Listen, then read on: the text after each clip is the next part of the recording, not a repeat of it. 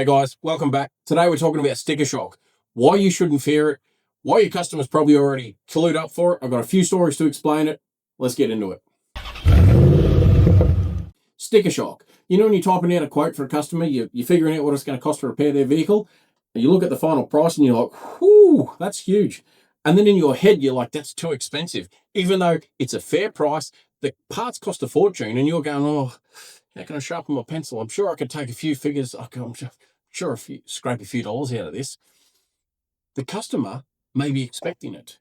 It is not your problem. You didn't build it. You didn't break it. You didn't buy it. It's their car. They need it repaired. If you're doing the right thing, and I don't mean shafting people, I mean this is what it's going to cost to repair. I had sticker shock recently because I had to get new tyres for my vehicle. I've got 235 30 21s on the back of mine. They're $800 each in Australia, and there's not many options. You got Pirelli and Continental are about the only two to make it. I had a bit of sticker shock, but I was like, I bought the car. It's my responsibility. I've got to pay for them, unfortunately. Sticker shock is when you're in your head, you've got a price thinking this is what it should cost. And then when it's far above it, you're like, oh my gosh, I didn't expect that. But sometimes that happens. That is not your responsibility. That is not your problem. Two stories, I'll explain this really well. First was buying a pram with my wife. Our daughter was about to be born. My wife had chosen the most expensive pram you could imagine. It was this big fancy thing, big wheels. It looked really cool. I wanted it as well because it kind of looked cool. And we went, this was, well, she was 18 now, 18 years ago. We went and looked at all the different pram shops, and we found the one that had the best price. We went there and we said to the lady behind the counter, this young girl behind the counter, we'd like to order this pram, because it was one you had to order in. They didn't keep it in stock because of its cost. She saw the price and she freaked out. She was like, my gosh, that is so expensive. And we were like, oh, really? Oh, wow, is there anything you can do to help us? And she knocked, I can't remember, but she knocked some of the price off. We'd already done our research. We knew how much it was going to cost. We had already found that they were the cheapest people in town.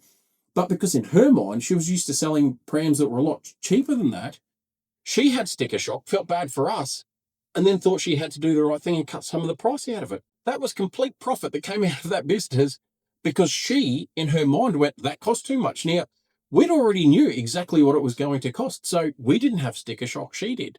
It's the same thing that's happening in your business. You might be doing that subconsciously when you're giving out quotes to customers. In my business, I remember I had a time where a friend of mine he'd bought a new or a newish Mercedes, one of the big four-wheel drives, but it was the AMG 63.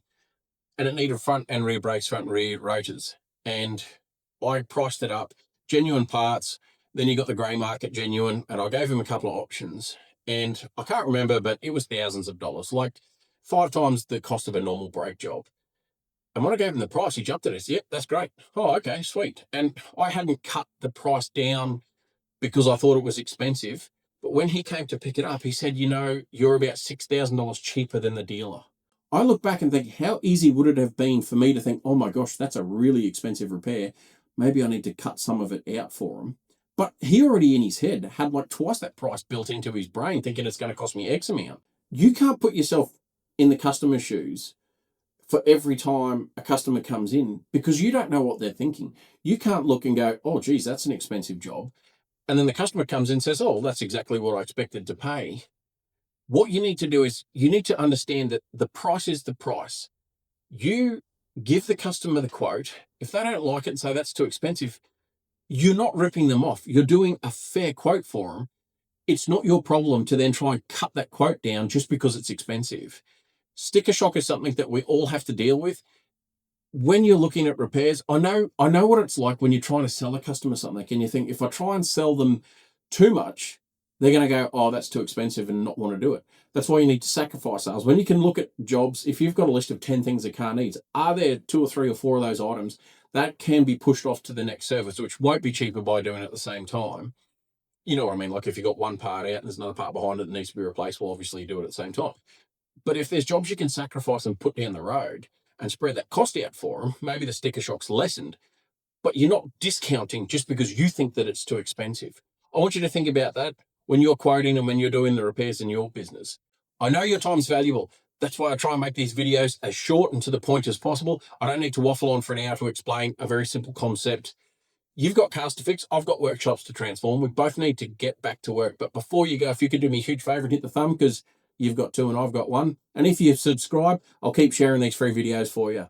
This is Autoboss out. See you next time.